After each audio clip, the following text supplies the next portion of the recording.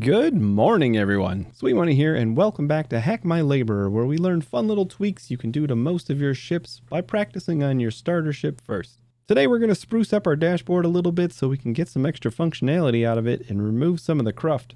Just a reminder, I stream every Monday, Tuesday, Thursday, and Friday on Twitch, where I play around and try to figure out all these tweaks. If you want to join me in experimenting or offer any suggestions for more tweaks, there's a link below to follow me there.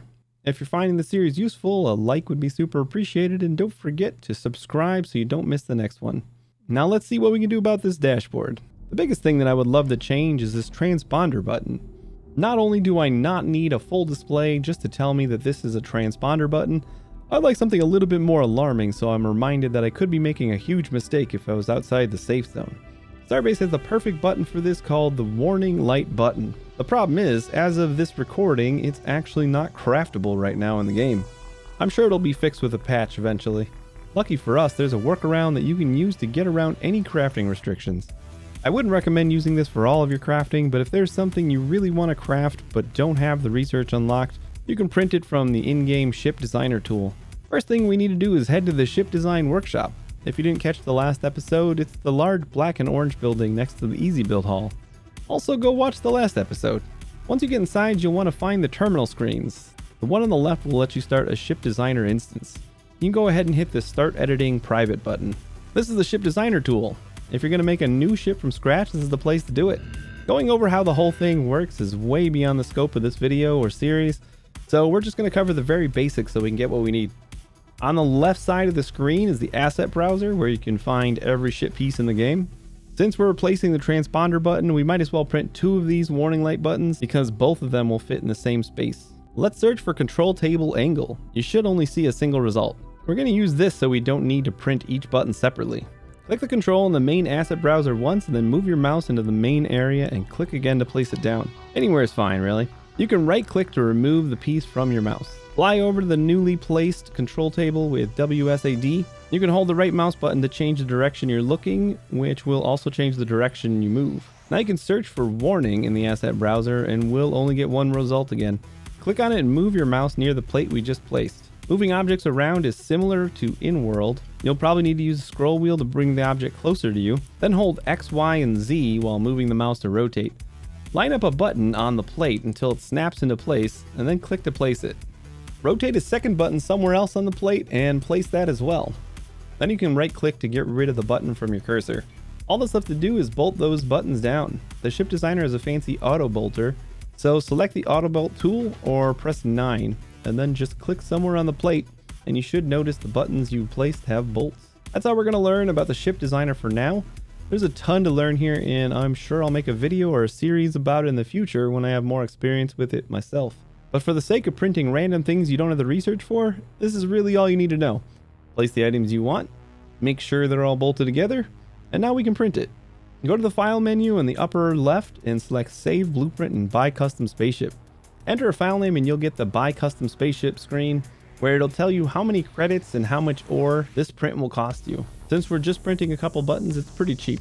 Go ahead and hit yes after you review the costs and you'll be transported back to the design workshop. If you go inside the blue box in front of you, you'll find a tiny thing floating in the middle. That's our buttons. Fly on up there and pull out your bolt tool so we can detach them. You can pick up everything that we printed with P, and now we have the buttons that we wanted in our inventory. Last step is just cleanup. Since our whole quote-unquote ship is in our inventory now, we can decommission it so it doesn't clutter our ship list. Go to your inventory, select the Ships tab. Whatever file name you gave the button should be what it's listed as. Click the ship and then click the decommission button on the upper right. You'll have to type delete to finish the job. That was a pretty time-consuming way of getting a couple buttons, but I really like these buttons, so I feel like it's worth it. Time to move some stuff around. Let's go to the terminal and call our labor module. This long transponder button needs to go, so grab your bolt tool and pop this button off. I'm going to go ahead and place both of the warning light buttons we printed in this spot to fill it in. These buttons do have a corner, so make sure you rotate them so they look good. Don't forget the bolts!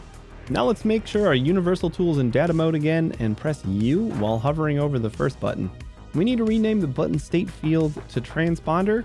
Button style should be 1 so it toggles on or off with each press. Button color is going to stay 0, which is going to be red for this button. Then there's button enable blink, which will blink at whatever delay you set here. The higher the number, the longer the delay between blinks. I feel like 2 is a good pace for this. That should be all set up. Now when you turn on the transponder, you get a nice flashing red button screaming danger at you.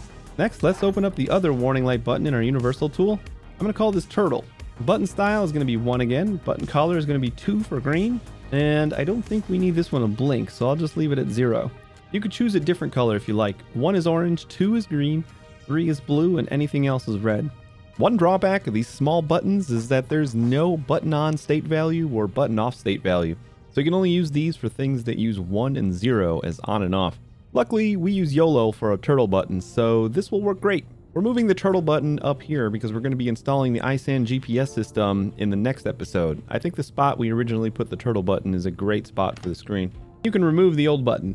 Let's go ahead and change the transponder screen to be something a little bit more useful. I think a heat readout can be pretty nice to have for monitoring your radiator status. I'm going to rename the transponder field of this screen to heat and change the panel max value to 100.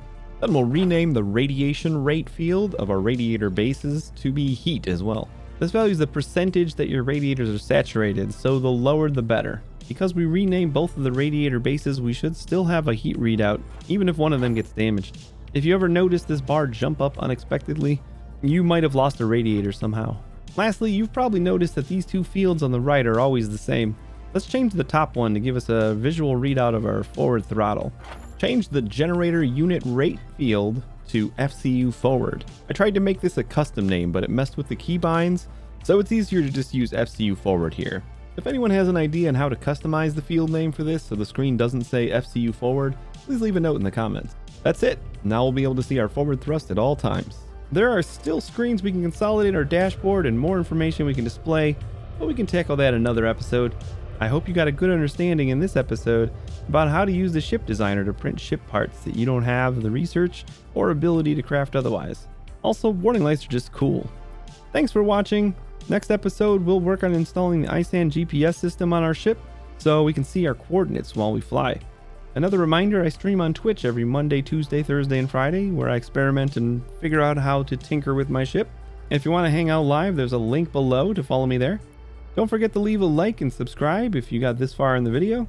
Thanks again for watching. I'll see you in the next one, but for now, please take it easy.